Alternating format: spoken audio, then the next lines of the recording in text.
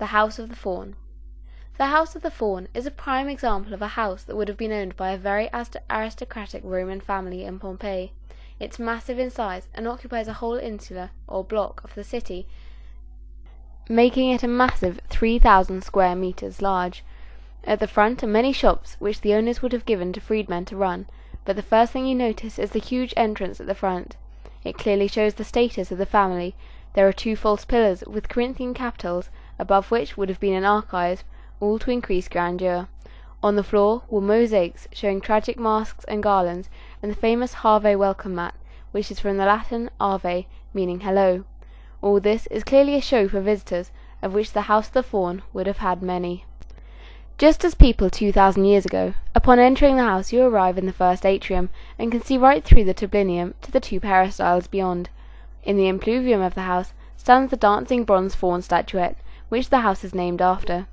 Many believe the owners were the Lucreti Sati, and the satire, or faun, would be a visual pun for guests on their name.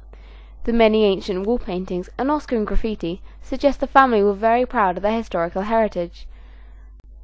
As you can see, the house itself has 2 atriums, and the house is basically divided in 2, one private and one public side.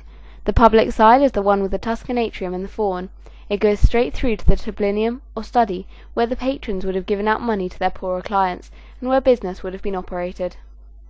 In the atrium there are also 2 lorarium, or shrines.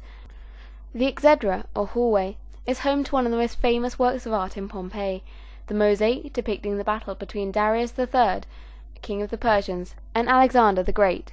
It contains over 1.5 million tesserae, and shows minute detail, such as a man's dying face and a shield. The other notable artworks in the house are the mosaic showing a scene from the River Nile, and the tablinum floor with its optical illusion.